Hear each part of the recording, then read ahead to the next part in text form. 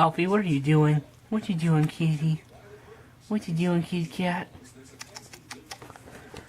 What you doing, kitty? You get in the middle of the video? Yeah, I think you are. Alright, Alfie, you gotta get down. Alfie. Get down, kitty.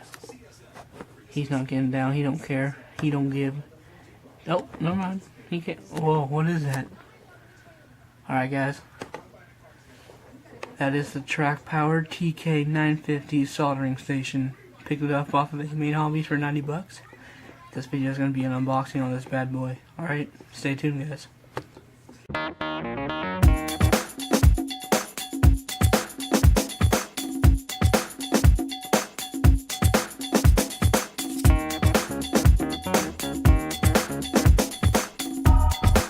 Okay guys, there seems to be some pretty thick tape on there, so I'm going to go ahead and use my magic finger and take that off. And it's okay guys, the tab is up. Let's go ahead and open this up. Nice packaging. What is this?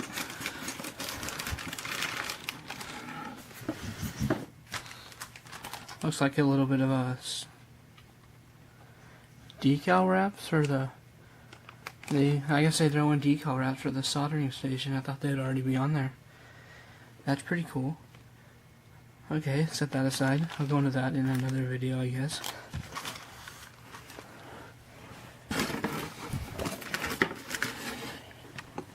You know, guys, I'm gonna get a better shot on this. This is kind of awkward. Okay, guys, that's much better. Now I can actually do this with a little bit more comfort. Alright, first thing you see is the actual soldering iron itself. Looks pretty well made. Okay, so they have the chisel tip on there right now. Medium-sized chisel tip right there. That just gives you more contact area for the heat. It warms up faster. It's good for bigger jobs. And they got the really small pencil tip taped down on top of it, or inside the foam area. Looks pretty nice. This looks very well made, dude. I'm really surprised about this. It looks like they throw in a little Allen key, I guess, for maybe throwing on the new tips and stuff like that. Okay, that's pretty cool. Set those off to the side for now. Take the foam out, nothing in there really. You know, your standard foam. And let's dig down in here. Here's the actual station stand that you put the iron into to hold it. Let's unwrap that right now. Let me unwrap that with my special finger. Okay guys, that is better. That box is really big. I will be showing you some more on that though. There's more stuff to it, of course. Okay, so this is cast iron, really well made actually. I don't know what they would use that for. It looks like it's like aluminum plate on the bottom. I'm trying to think of what that would be for. Looks cool though, doesn't it? That's all that matters, right? We're in RC. If it looks cool, it's good. A sponge, I guess. Looks like American cheese. Looks like I'd throw that on a hamburger on a nice summer day in California, but I guess you put it in the water and it soaks up and it grows, of course, like in elementary school. When we had those little toys you'd put in the water and they grow like my 6-foot snake. Alright, enough jokes there, they're not even funny. Okay, so this cast iron stand is actually very well made and a lot better than I thought it would be. That beautiful sound of metal. Let's go ahead and throw the actual iron in there and see how that looks. Ooh, that sounds good. Whew. Oh, and there goes the sponge. The sponge did fall, guys. That's okay. We all know what a sponge looks like, don't we? So yeah, guys, this looks very well made. Other than that, just a stand. Let's go ahead and get in with the rest of the box. So that's pretty much it for the stand, guys.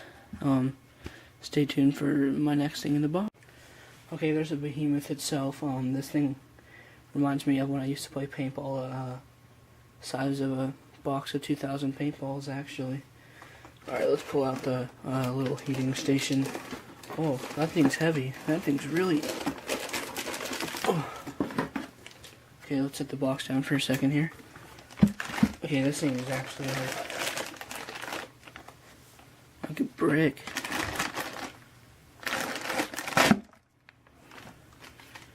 Alright, let's get a little bit of a closer view and a little better lighting there so you guys can see what's actually going on with this. Okay, so when they're saying station, this is what they meant right here. This thing electrically powers your soldering iron. I guess it gives it more, I guess you could say, strength and how fast it is actually heat up. I'll be doing some testing with this another time, showing you guys how fast it is and stuff like that on a review on this thing, because it's a pretty expensive piece of equipment. It's got a turn nozzle here.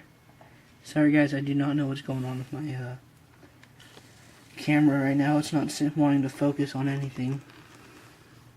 Okay, so it does have a 392, 590, 600, 700, 800, and 896. It's got some like little heat vents there on the top on each side, and on the bottom it has one. That looks like it. That looks like where you plug in your actual iron. Cord looks fairly long enough. Yeah, I do not know what's going on with my camera, guys. It's not focusing very well. Might be, I don't know if this would do anything. The batteries in here are kind of old and used up, and they've been recharged millions of times. Okay, guys, the battery did just die. That's why it did cut out. It does seem like the camera might be working a little better. Still not sure. But to wrap it up, really, guys, this thing looks very, very nice. Looks like it's going to perform very well. I've seen videos on it. URC and Squirrel OD has one. You guys all know who those guys are.